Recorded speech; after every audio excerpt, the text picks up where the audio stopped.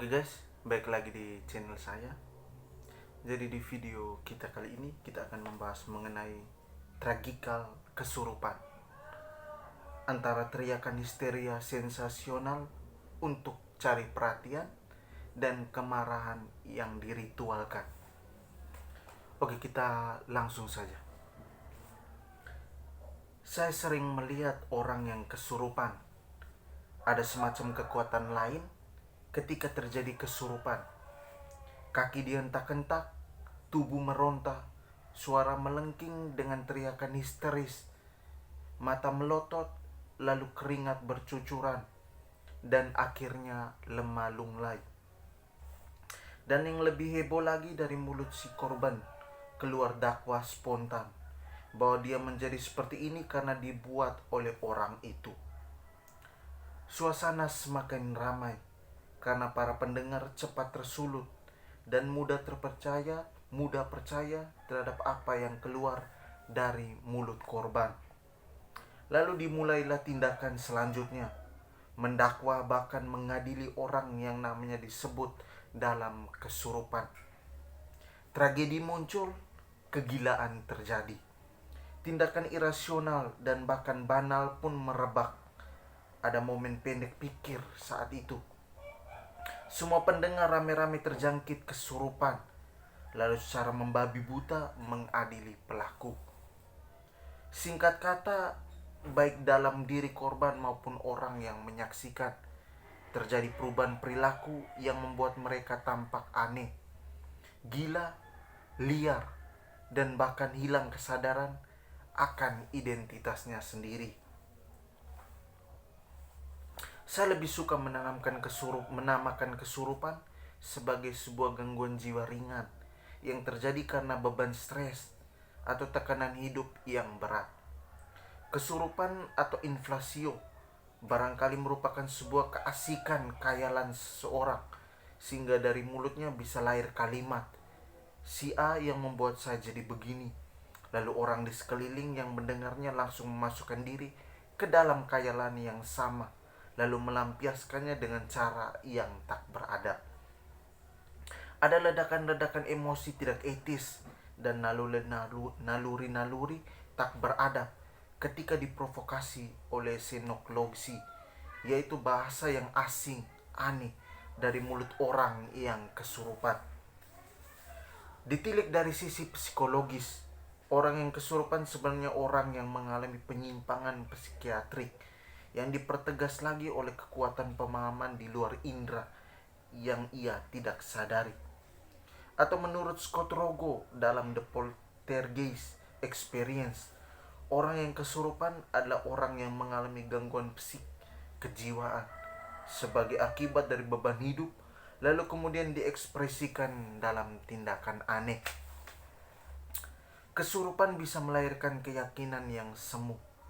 Lihat saja, di sekitar kita banyak orang yang percaya pada xenoklosi yang kadar kebenarannya tidak benar pasti dan pasti tidak benar. Kesurupan bisa memunculkan malapetaka sosial, sebab dengan xenoklosi orang akan tersulut untuk membuat penilaian subjektif yang bisa menjadikan orang tak bersalah menjadi bersalah. Misalnya, dituduh sebagai dukun santet. Mengadili orang berdasarkan xenoklosi adalah sebuah bentuk pengadilan imajinatif, karena berdasarkan keanehan yang diperkuat lagi dengan desas-desus bahwa orang yang disebutkan dalam kesurupan itu memang dukun santet. Kita coba menghubungkan teori idolatria atau kesesatan berpikir menurut Francis Bacon dengan dakwaan berdasarkan xenoklosi. Bacon membedakan 4 model kesesatan berpikir. Model pertama disebut idolatribus, sebuah kesesatan berpikir melalui ketergesahan dalam menarik kesimpulan berdasarkan pikiran orang-orang di sekitar yang validitas kebenarannya dangkal. Orang-orang kesurupan selalu bersikap aneh. Xenoklosi yang keluar dari mulutnya pun aneh, termasuk menyebut nama orang yang menurutnya sebagai penyebab kesurupan atau dukun santet. Misalnya ia menyebut nama Neo, dan persis si Neo ini cocok dengan apa yang dipikirkan oleh orang-orang yang mendengarnya. Xenoklosi semakin dipertegas. Model kedua adalah idola spekus, sebuah kesesatan berpikir melalui ketergesahan, menarik kesimpulan berdasarkan prasangka semata. Orang-orang yang pendek pikir masuk dalam kategori kesesatan ini. Tak ada yang positif dalam pikirannya. Siang bolong atau malam hari, Neo kebetulan berjalan sendirian melewati rumah orang yang kesurupan. Prasangka orang-orang sekampung mulai muncul. Bibit tragedi mulai nampak. Kesimpulan sesat muncul. Neo adalah sungguh-sungguh dukun santet. Model ketiga adalah idola fori, kesesatan berpikir yang ditimbulkan oleh kacauan pendapat umum atau karena campur adukan bahasa dengan kenyataan, imajinasi, dan realitas. Sinio dilihat sebagai dukun santet karena kebetulan rambutnya gondrong, matanya merah melotot, suka jalan-jalan pada malam hari, dan tidak pernah ada di rumahnya. Realitas fisiknya serta-merta membawa orang pada pemikiran dan imajinasi bahwa tipe macam Neo ini cocok sebagai seorang dukun santet. Lucu kan? Neo menjadi tak nyaman hidupnya. Gerak-geriknya selalu dinilai buruk. Lebih heboh lagi, agresivitas brutal pun terjadi, membakar rumah Neo. Model keempat adalah idola teatri, kesesatan berpikir melalui kepercayaan penuh pada pandangan mapan yang telah lama ada dalam sebuah masyarakat. Si Neo dinilai sebagai dukun santet karena memang dari dulu sudah ada orang yang mengatakan dia demikian, dan sampai kapan saja ia tetap dinilai sebagai seorang dukun santet. Kesimpulan jelas, xenoloksi ternyata bisa membuat orang untuk menjaga jarak dengan Neo.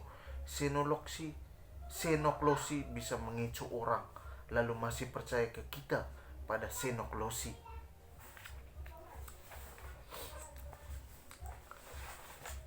Tragikal kesurupan, antara histeria sensasional untuk cari perhatian dan kemarahan yang diritualkan. Tulisan mengenai tragikal kesurupan sebenarnya mau mengatakan lebih jauh atau mengatakan lebih deras, lebih kencang suaranya mengenai ketidakpercayaan akan kesurupan ini. Dari ketika jika dilihat dari segi intelek atau ya segi nalar pengetahuan, bahwa sebenarnya kesurupan ini merupakan gangguan psikis atau kejiwaan sebagai akibat dari beban hidup, lalu kemudian diekspresikan dalam tindakan aneh.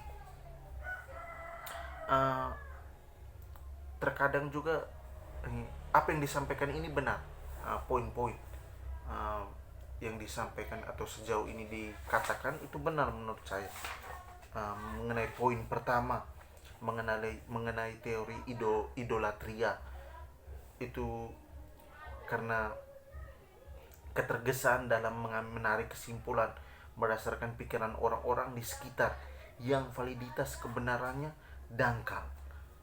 Itu saya pikir benar, bahwa ya kita dari omongan-omongan orang, dia ini seperti ini, ya dia ini seperti ini, lalu kita menarik kesimpulan atau omongan-omongan itu kita jadikan sebagai dasar untuk ya sebuah pembenaran bahwa contohnya si Neo ini adalah seorang dukun santet. Model kedua juga menurut saya ada kesimpulan berdasarkan prasangka, dan model ketiga karena kesesatan berpikir karena pendapatan umum, karena mencampur adukan bahasa dengan kenyataan, bahwa melihat keadaan fisiknya, atau dia jarang di rumah, biasanya keluar malam. Jadi ya kadang-kadang ya kita punya apa yang kita lihat secara fisik atau apa yang kita amati selalu buruk, menjadi buruk kegiatannya. Dan model keempat bahwa pandangan mapan yang terlama ada dalam masyarakat, bahwa pandangan atau label, mengelabeli atau mencap orang seperti ini sudah ada. Jadi ketika masalah muncul, diangkatlah masalah-masalah seperti ini. Tragikal kesurupan, sekali lagi, antara teriakan histeria sensasional untuk mencari perhatian dan kemarahan yang diritualkan. Jadi sebenarnya kalau kita lebih jauh kita melihat atau mendengar apa yang saya katakan ini, tragikal kesurupan antara teriakan histeria sensasional untuk mencari perhatian dan kemarahan yang diritualkan. Kita akan bisa mengerti lebih jauh. Menurut saya seperti itu saja, dan penjelasan dari tragikal kesurupan. Mungkin ada pendapat dari teman-teman, teman-teman bisa menyampaikannya di kolom komentar. Saya pikir sekian saja video saya kali ini. Terima kasih yang sudah menyempatkan waktu untuk menonton. Kita akan bertemu lagi di video dengan kata pembahasan, dan ya, jika teman-teman ingin saya membahas mengenai kata atau sesuatu yang lain, teman-teman bisa menyampaikan. Oke, sekian saja video kali ini. Terima kasih.